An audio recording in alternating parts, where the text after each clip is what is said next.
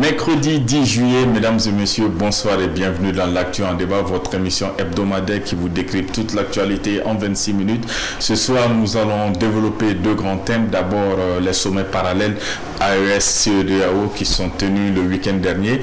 Ensuite, nous allons évoquer la nouvelle charte, en tout cas à venir de la paix, de la réconciliation. Un décret a été signé par le président de la transition, le colonel Assimi Goïta, pour désigner les membres, et c'est Ousmane Issoufou Maïga, l'ancien Premier ministre, qui avait déjà dirigé les travaux du dialogue intermalien, qui va présider cette commission. Avec moi sur ce plateau pour développer ces deux grands thèmes, d'abord Alexis Calambri, directeur de publication de Mali Tribune. Bonsoir Monsieur Calambri. Bonsoir.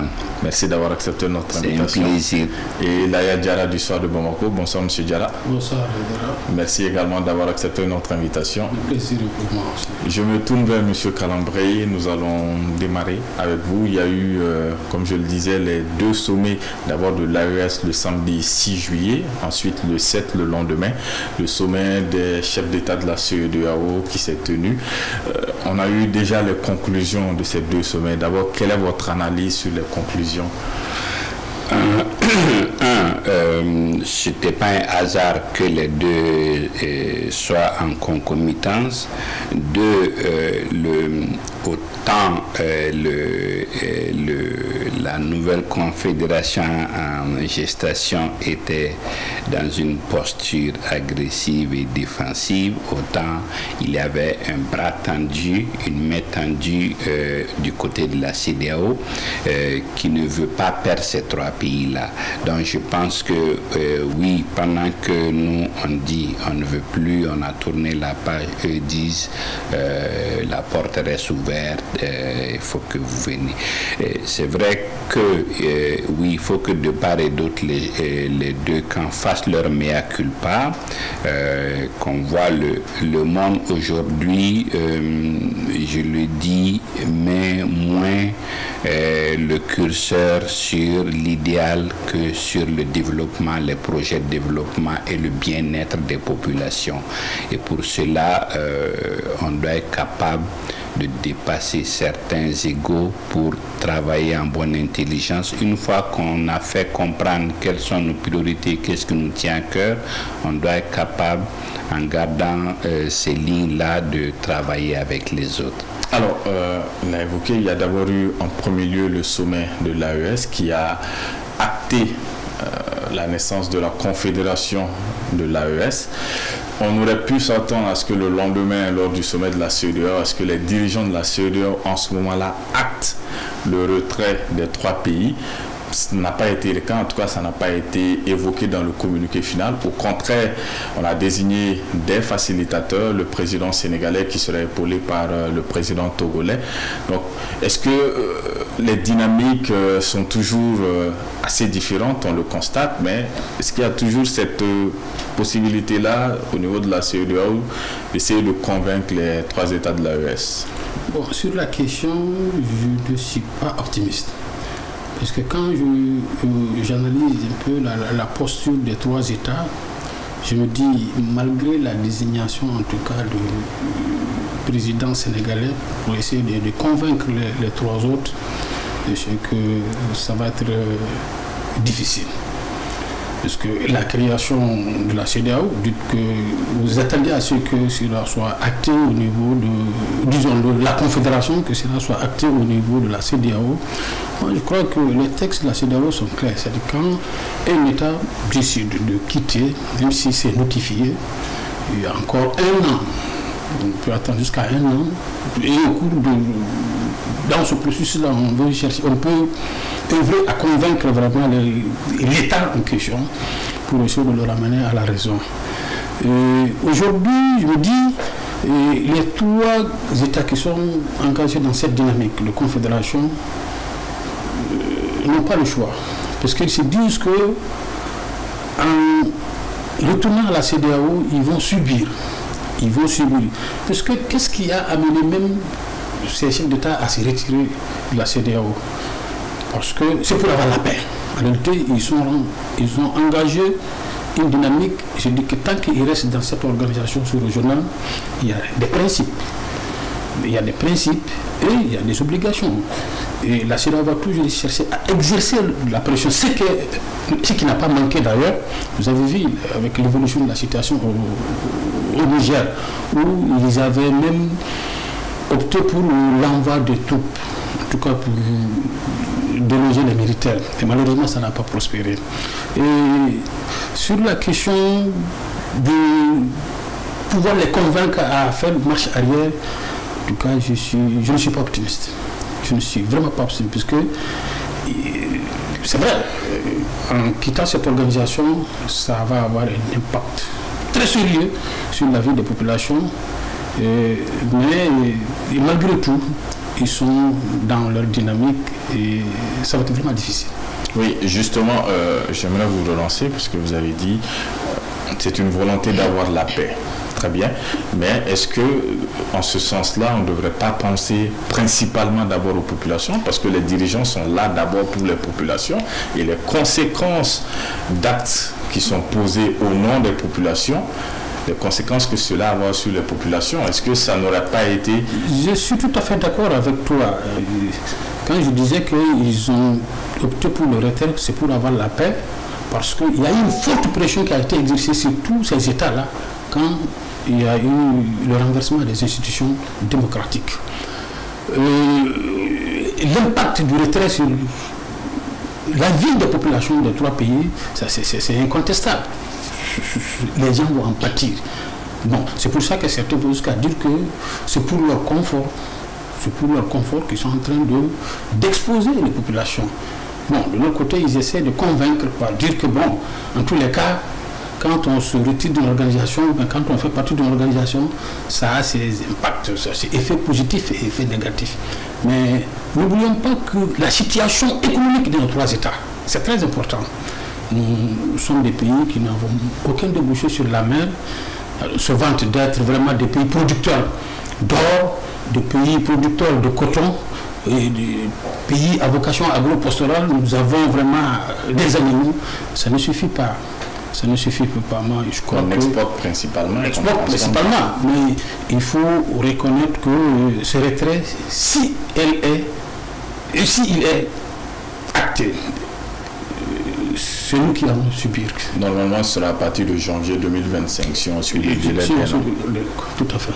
Nous allons en partir, il l'a dit, il y a un certain nombre de conséquences aussi qui ont été évoquées par le président de la commission de la CEDEAO, lors de son discours inaugural, qui a dit qu'il pourrait éventuellement avoir une imposition de visa, les facilités pour rester dans l'espace CEDEAO pour les ressortissants des trois pays, créer des entreprises et aussi bénéficier d'un certain nombre d'aides de financement et aussi d'exemptions fiscales.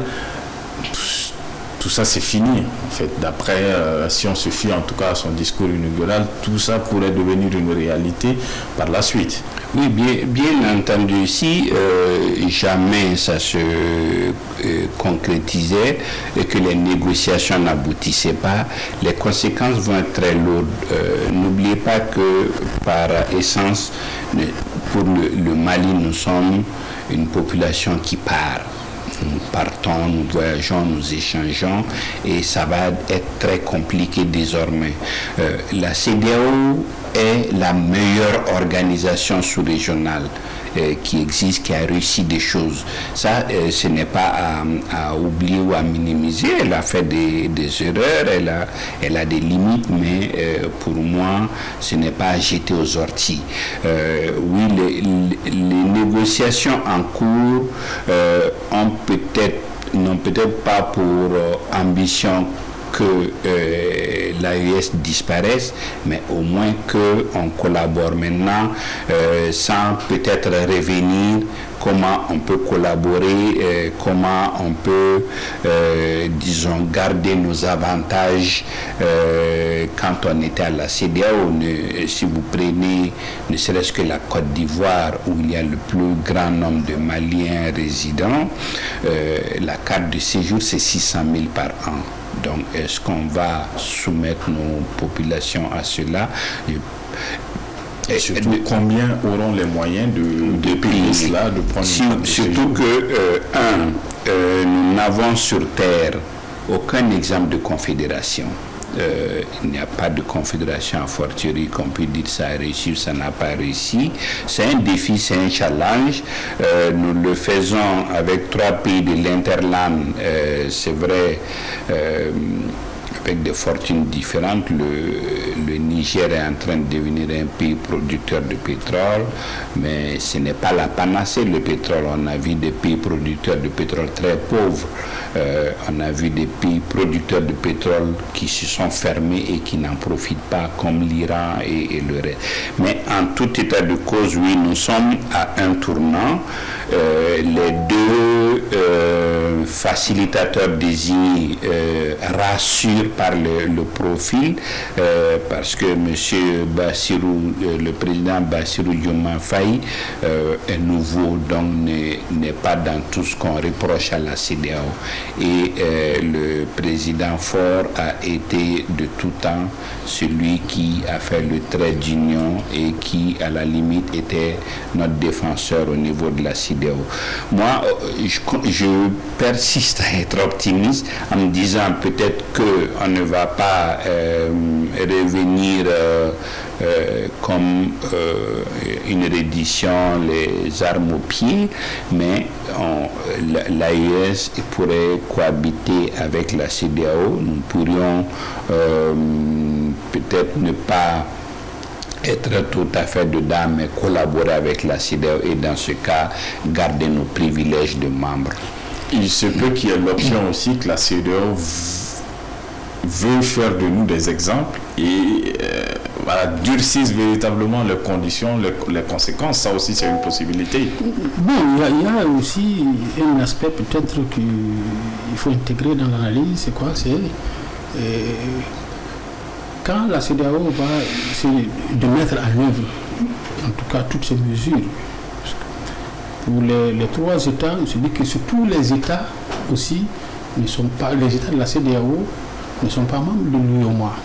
Moi, je crois qu'il y a une possibilité au niveau de l'UEMOA, parce qu'il y a des règlements de l'UEMOA qui prévoient, comme dans le cadre de la libre circulation des biens et des personnes, je crois que même si on nous sanctionne du côté de la CEDEAO, si on subit du côté de la CEDEAO, il y a une petite ouverture avec la Côte d'Ivoire, le Togo et le Bénin qui sont membres de l'UEMOA.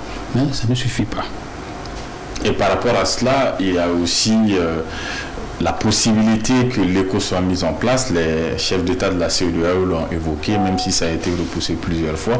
Et si l'ECO devient effectif, qui est mise en place, ça entraînera de facto non seulement la disparition du franc CFA, mais également des monnaies locales qui existent. Et nous, de notre côté, on aura l'obligation de créer notre propre monnaie en ce moment-là. Il y a 2 choses.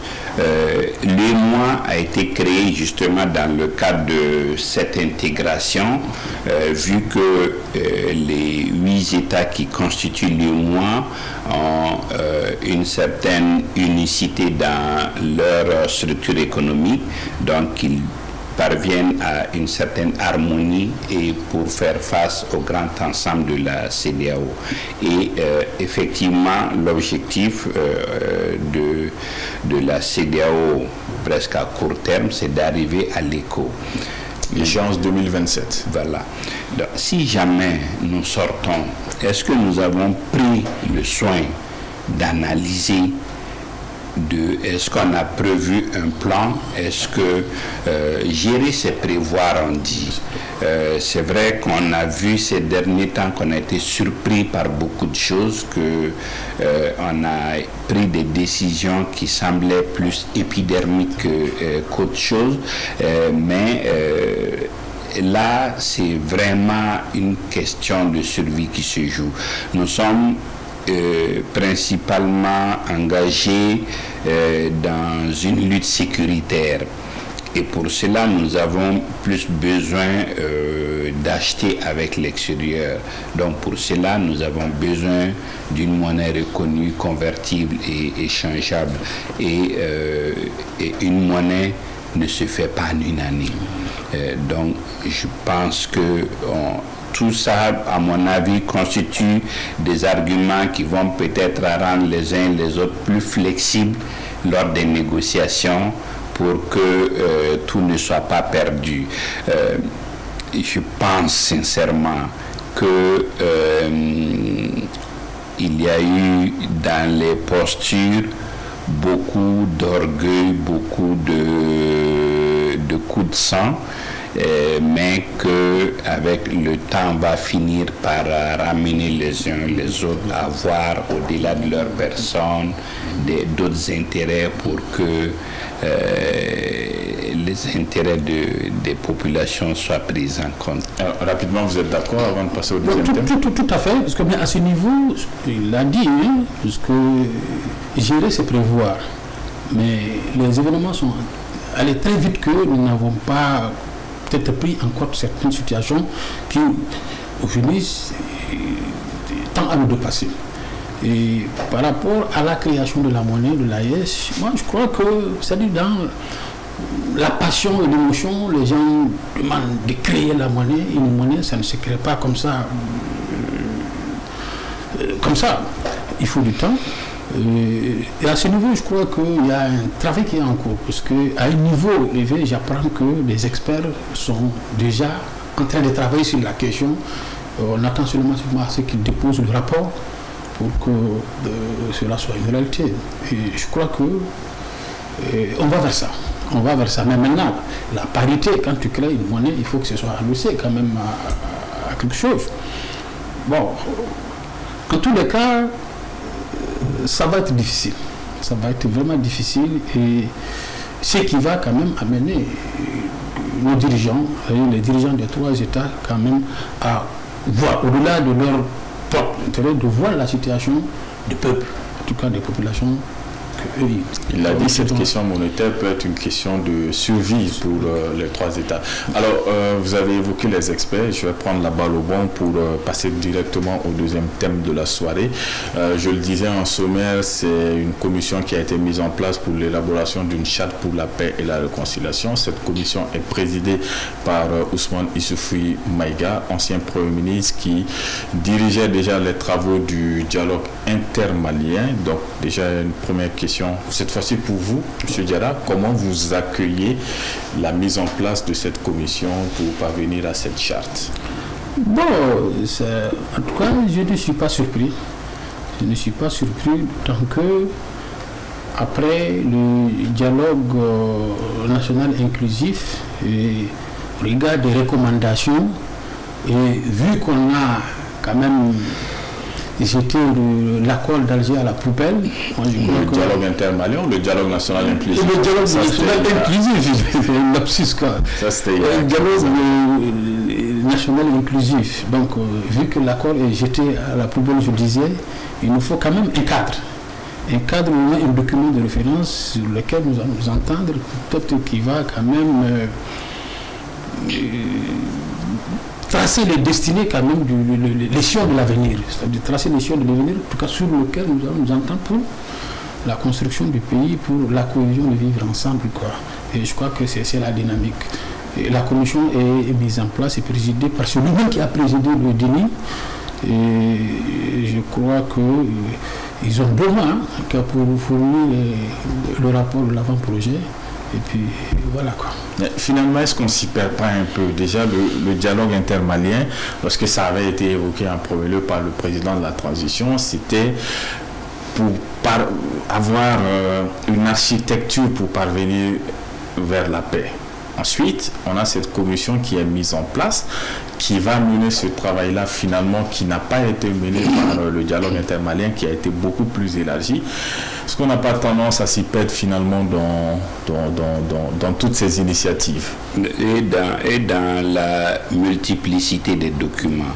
Mais c'est vrai, ce qu'il faut comprendre et ce qu'il faut accepter aujourd'hui, c'est que, oui, il faut peut-être ce travail pour synthétiser tout ce qui existe, mais surtout pour faire comprendre aux dirigeants que le manque de justice va toujours amener des frustrations. Si vous avez vu le travail abattu par la commission Vérité, Justice et Réconciliation et le mécanisme de réparation et de dédommagement mis en place, c'est colossal. Finalement, quel est le constat général qui se dégage? C'est que chaque régime a fait des injustices, a fait des frustrés et a amené des gens à adopter des postures. Maintenant, si vous regardez même, si vous discutez même avec ceux qui sont dans la rébellion, c'est le manque de justice qui les a amenés à prendre des armes contre leur pays. On n'excuse pas, on ne justifie pas, on explique. Maintenant, pour moi, il faut ce travail, mais il faut surtout l'applicabilité et la prise de conscience déjà de ceux qui sont là, qu'il faut en tout la justice et qu'il faut éviter de brimer pour avoir la paix. La première règle est à ce niveau. S'il y a la justice, il y a la paix, parce que chacun se sent sécurisé, protégé et dans ses droits. Alors, on va essayer de se projeter, parce qu'on n'a pas encore de détails sur comment cette commission va mener son travail, les acteurs qui vont rencontrer.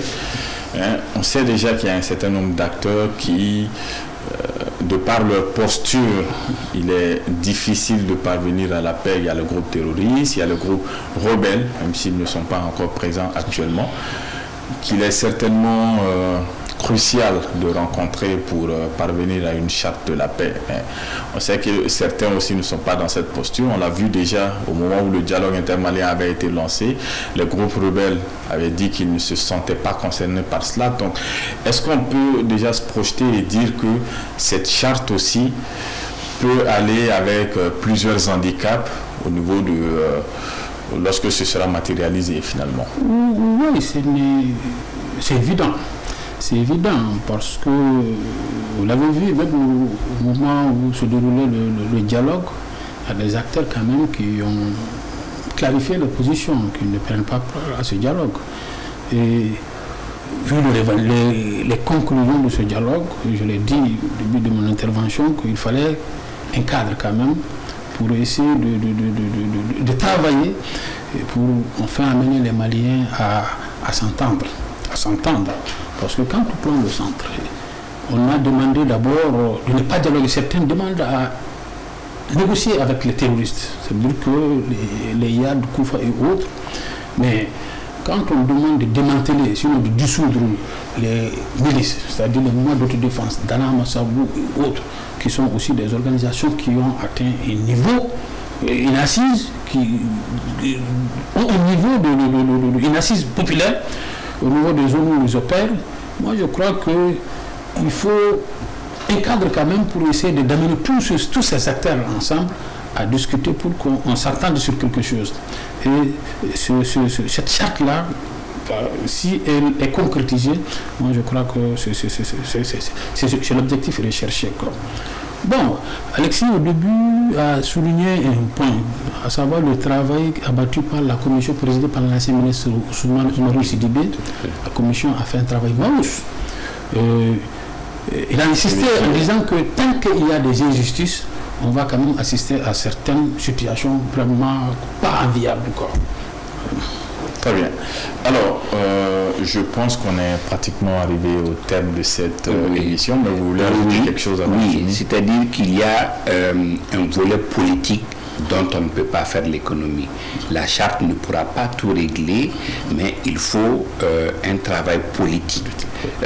Il y a des choses que le dialogue permet de faire passer par perte et profit. Il y a des choses qu'on peut accepter de laisser pour le bien du pays, mais à ce moment, il faut vraiment une implication politique de ceux qui sont au pouvoir pour régler ces questions. Tout ne peut pas être technique. Alors, vous l'avez évoqué au tout début de votre intervention sur ce sujet. Il faut l'opérabilité, comment mettre véritablement en œuvre cette charte. Est-ce que vous pensez, M. Diarra, qu'il faut d'abord échanger avec tous les groupes concernés, que ce soit groupes terroristes, groupes rebelles, tous ceux qui participent un petit peu à la crise malienne. Et les acteurs qui ont pris les armes et les acteurs politiques. Aujourd'hui, la classe politique est muselée de par la mesure.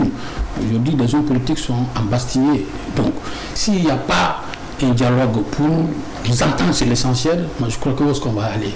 Alors, la question c'était, est-ce qu'il faut dialoguer avec eux pour faire la charte, ou est-ce qu'il faut faire la charte d'abord pour les imposer maintenant à tous ceux qui veulent dialoguer? Maintenant, c'est l'avant-projet de charte qui va être déposé, puisque le travail des techniciens, c'est-à-dire de la commission, consiste d'abord à fournir un avant-projet.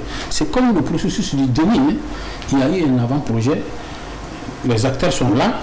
Donc, les insuffisances, on va nommer d'autres personnes en soi pour essayer de peaufiner le travail et la voie qui va être tracée par ce document. Et je crois que c'est cette voie qui va être suivie. Ok, juste pour précision, le DENI, c'était le Dialogue National Inclusif 2019. Le dialogue intermalien, c'est le DIM. Alors, il y a deux choses.